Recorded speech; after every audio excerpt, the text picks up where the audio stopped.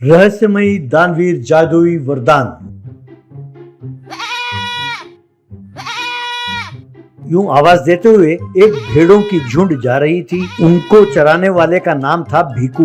भीकू बहुत गरीब था, लेकिन बहुत भला आदमी था। वो हर रोज तड़के गांव के सभी भेड़ के मालिकों के पास जाकर उनके भेड़ लेकर वो जंगल में उनको चराने ले जाता था। वो जंगल में भेड़ों को शाम तक चराता था, फिर उन्हें लेकर वापस गांव लौटता और उन भेड़ों के मालिक को उन्हें सौंप कर अपने घर चला जाता। भीकू के घर में उसके माँ बाप और शादी की उम्र वाली बहन थी। भीकू जो पैसे कमाता था उसी से उसका घर चलता था। घर के पास उसकी बहन भी लोगों के कपड़े सीकर कुछ पैसे कमाती थी।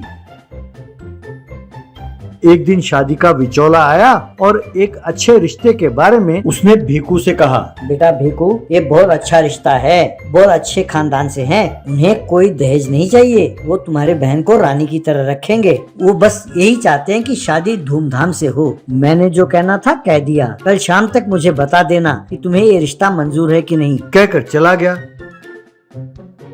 फिर उसकी बहन, भैया धूमधाम से शादी करना हो तो कम से कम 10 लाख खर्च होंगे। हमारे पास इतने पैसे नहीं है भैया, इसीलिए मैं कहती हूँ कि तुम इस रिश्ते को मना कर दो। तब भीकू, ना बहन जल्दी ना करो, कल शाम तक का वक्त है ना। हो सकता है ऊपर वाले को हम पर रहम आ जाए और कोई ना कोई इंतजाम कर दे। तुम जल्दी ना करो, यूं कहा।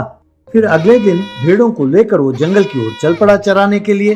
वहाँ उसने देखा कि अचानक एक मटका हवा में उड़ती हुई आई और उसके सामने जमीन पर उतरी।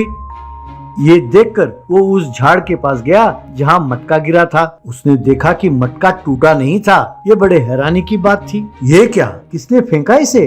इतनी ऊंचाई से गिरी है फिर भी मिट्टी से बना ये मटका टूटा नहीं। बड़े हैरानी की बात है। तब वो मटका, बेटा मैं एक जादुई मटका हूँ, इसीलिए मैं टूटी नहीं। मैं जरूरतमंदों की मदद करती हूँ। यदि मुझे उनका बर्ताव अच्छा नहीं लगा तो मैं वहाँ से उड़न छू हो जाती हूँ। फिर जिनके पास मैं जाऊँ उनकी मदद कर देती हूँ। तब भीकू ने उस मटके को प्रणाम किया और कहने लगा, हे मटका माता, तुम सही समय पर आई हो। यूं कहकर उसने अपने मन की सारी बात बताई। तब वो मटका, मैं तुम्हारी मदद जरूर करूंगी, लेकिन अगर तुम्हारे मन में लालच जागी तो मैं यहाँ से गायब हो जाऊंगी। तब भीकू, मैं गरीब जरूर हूँ माँ, लेकिन लालची नहीं, मेरी मदद करो।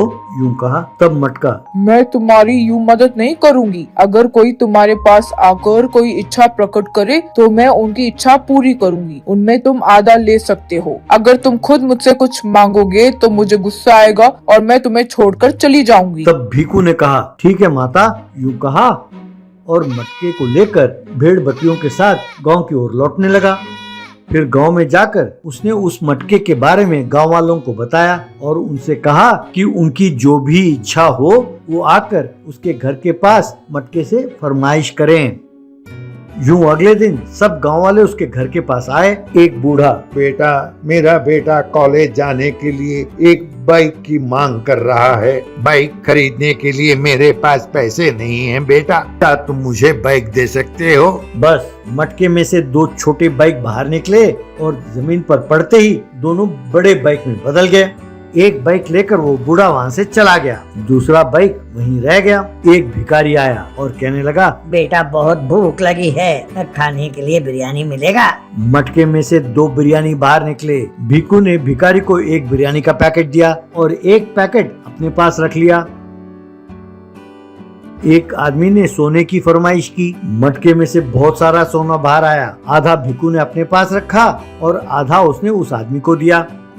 एक और व्यक्ति ने पैसों की मांग की। मटके में से पैसे निकले। आधे पैसे भीकू ने अपने पास रखा, आधा उसको दिया।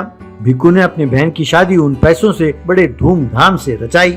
भीकू ने एक बहुत बड़ा बंगला बनवाया और बहुत बड़ी गाड़ी खरीदी और ठाठ से रहने लगा। पर लोगों की फरमाइश वो मटके में से पूरा करता रहा। एक दिन एक चोर की नजर उस मटके पर पड़ी। रात को वो आया, मटका चुरा कर ले गया। उस मटके को एक जगह रखा और कहने लगा, ये जादुई मटका, मुझे ढेर सारे पैसे चाहिए। लेकिन मटके में से सांप और बिच्छू बाहर निकले और उसे डंक मारने लगे। वो दर्द से कराता हुआ और चिल्लाता हुआ बाप रे कहकर वहाँ से भाग गया। तब वो मटका हवा में उछला और दूर जाकर एक जगह गिरा। एक और व्यक्ति ने उस मटके को देखा और उसे उठा लिया।